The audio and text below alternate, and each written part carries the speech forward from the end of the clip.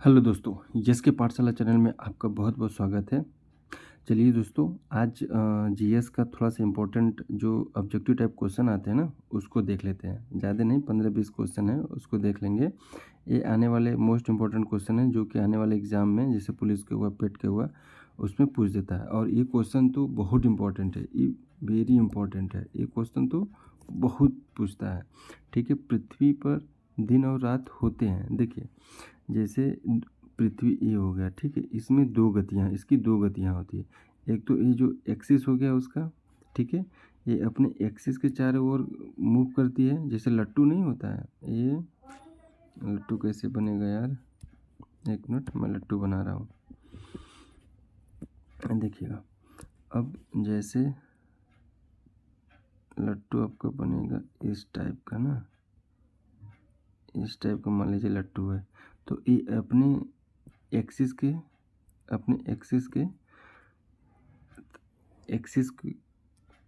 ये अपने क्या हुई, एक्सिस के विरुद्ध क्या है, रोटेट करता है, ऐसे रोटेट करता है, ठीक है।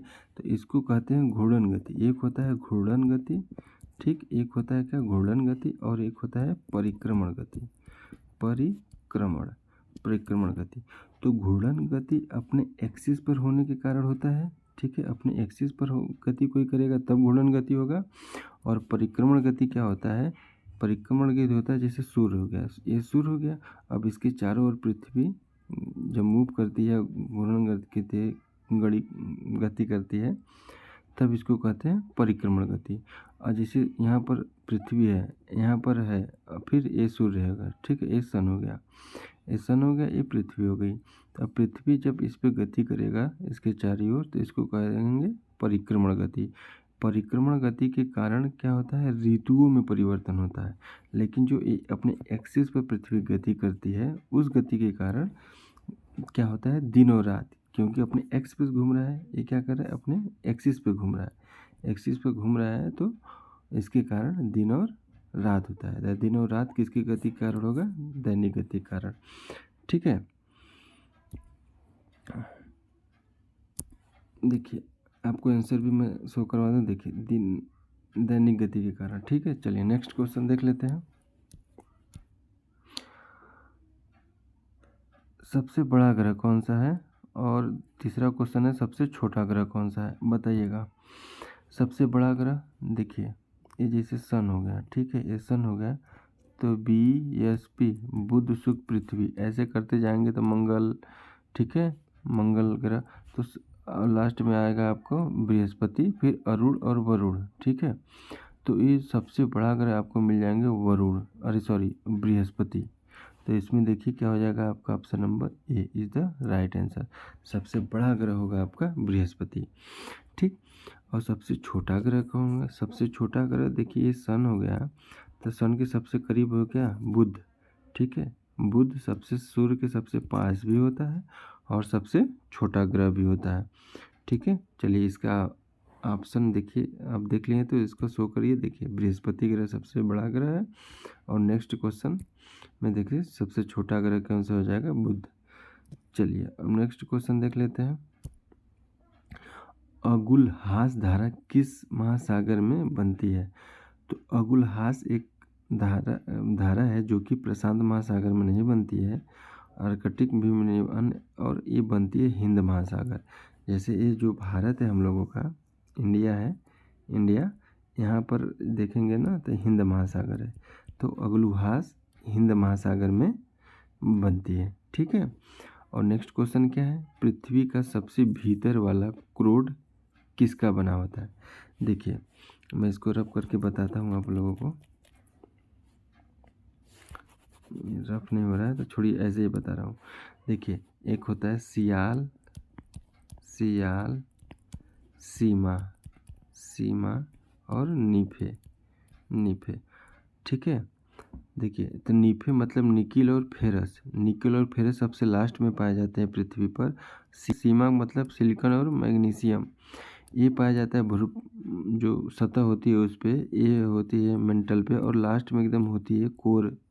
पृथ्वी को जब इसे खोदते खोदते जाएंगे, लास्ट भाग आपका बचता है एकदम कोर, ठीक है। तो उसमें वो क्रोड पर जो एकदम भीतरी वाला है उस पर आपका बन जाएगा नीफे, सियाल, सीमा, नीफे, मतलब निकिल और फेरस। तो निकिल और फेरस, निकिल का मतलब निकिल हो गया, फेरस मतलब लोहा, यानी option number D is the right answer हो जाएगा इसका। ठीक है, चलिए देखिए इसमें क्या है, हिंद महासागर इसका हो गया, और पृथ्वी वाला हो जाएगा, कौन सा हो जाएगा, लोहा और निकिल। ठीक, चलिए नेक्स्ट क्वेश्चन देख लेते हैं। मैग्नीज के उत्पादन में भारत का दूसरा स्थान है, तो प्रथम देश कौन सा है? प्रथम देश आपका हो जाएगा मैग्नीज के उत्पादन में रूस। ठीक है, option number B is the B for. चलिए नेक्स्ट क्वेश्चन देख लेते हैं। निम्नलिखित में कौन सा देश कोयले का सबसे बड़ा उत्पादक है? ठीक है, देखिए ब्राज़ील, भारत, अमेरिका और चाइना। तो आप तो भारत तो मारिएगा मत, ठीक है, कोयले का सबसे बड़ा उत्पादक। ठीक है, तो इसमें आ जाएगा अमेरिका। ठीक है, अमेरिका यानी सी फॉर कैट, कैट माने बिल्ली। ठीक है, is the right answer. America में कोयले का सबसे बड़ा उत्पादक है। 8वां क्वेश्चन क्या है? इसमें से जापान का मैनचेस्टर किसे कहा जाता है? तो जापान का मैनचेस्टर ओसाका को कहा जाता है, कि टोक्यो को, कि नागासाकी और योकोहामा? तो आपका ऑप्शन हो जाएगा ए। ठीक है, ओसाका को जापान का मैनचेस्टर कहते हैं। देखिए अमेरिका, और इसका आंसर देखिए क्या होगा, ओसाका। नेक्स्ट क्वेश्चन देखते हैं। भारत की स्वतंत्रता संघर्ष के दौरान डिक्कन एजुकेशनल सोसाइटी नामक संस्था की स्थापना किसने की थी? बताइए, जवाहरलाल नेहरू, रविंद्रनाथ टैगोर, बाल गंगाधर तिलक या भूमेश चंद बनर्जी? तो option number C for cat is the right answer. और 1857 में कि गदर के समय भारत का गवर्नर जनरल कौन था? देखिए ये 1857 की क्रांति बहुत इम्पोर्टेंट थी। अगर हम लोगों के पास प्रॉपर प्लानिंग होती तो हमारा देश 1857 को ही आज़ाद हो गया होता। ये बहुत बड़ी क्रांति थी, बस एक दूसरे में कोऑर्डिनेट नहीं बैठा पाए लोग। तो उस समय भारत का क्या था, कैनिंग था, गवर्नर जनरल कैनिंग था। ये भी अंतिम गवर्नर जनरल था। जब 1857 की क्रांति हो गई तो एक, अब जो भारत का गवर्नर जनरल था उसको वायस राय कहने जाने लगा, वायस राय कहा जाने लगा। तो ये पूछे कि भारत का पहला वायस राय कौन है, तो उसका हो जाएगा गवर्नर कैनिंग, लॉर्ड कैनिंग हो जाएगा। और पूछेगा अंतिम गवर्नर जनरल कौन है, तो भारत का अंतिम governor general Lord Canning. Lord Canning क्या है, अंतिम गवर्नर जनरल, और भारत का पहला वायस राय, क्योंकि 1857 की क्रांति के बाद गवर्नर जनरल के पद को हटा दिया गया था, उसके बाद कर दिया गया था वायस राय। चलिए नेक्स्ट क्वेश्चन देखते हैं। इसको पहले आंसर देख लीजिए इसका, बाल गंगाधर तिलक और लॉर्ड कैनिंग। अब देखिए, भारत भारतीयों के लिए नारा किस संस्था ने दिया था? आशा की संस्था, आर्य समाज, ब्रह्म समाज? ये तो सबको पता होगा कि आर्य समाज ने इसका दिया था।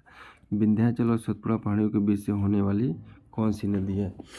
देखिए यहाँ पर विंध्याचल पर्वत श्रेणी है, तो यहाँ पर सतपुड़ा, और विंध्याचल सतपुड़ा के बीच से अमरकंटक। ठीक है, अमरकंटक से दो निकलती है। एक नर्मदा नदी निकलती है जो अपनी ब्रंज घाटी में बहते हुए इधर अरब सागर में अपना जल गिराती है, और यहाँ से निकलती है एक सोन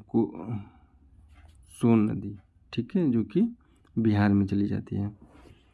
ठीक है, तो विंध्याचल और सतपुड़ा के बीच होकर कौन सी नदी गुजरती है? तो आपका आंसर हो जाएगा नर्मदा नदी। ठीक है, इसका आप आंसर देख लीजिए आर्य समाज, और इसका आंसर आप देख लीजिए कौन सा, नर्मदा नदी। ठीक है,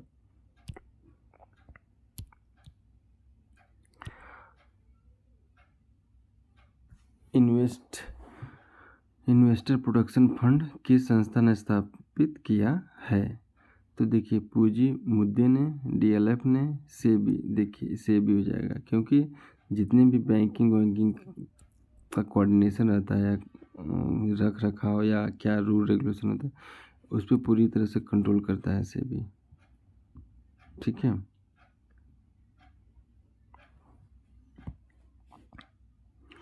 नेक्स्ट क्वेश्चन क्या है?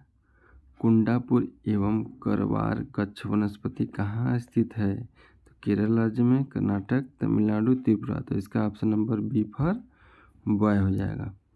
ठीक है, तो क्वेश्चन नंबर 13 का आंसर देखिए सेबी, और इसका आंसर देख लीजिए कर्नाटक। चलिए ये 15 क्वेश्चन देख लेते हैं क्या है। भारत की प्रथम बहुउद्देशीय परियोजना किस नदी पर बनाई गई थी? देखिए इम्पोर्टेंट क्वेश्चन। ठीक है, कावेरी नदी, गंडक नदी, दामोदर नदी कि यमुना नदी? तो option number C for cat आपका हो जाएगा दामोदर नदी। ठीक है, देखिए दामोदर नदी। ठीक है, तो ये रहा आज का 15 क्वेश्चन। ठीक है, अब जीएस प्रैक्टिस कर लीजिए।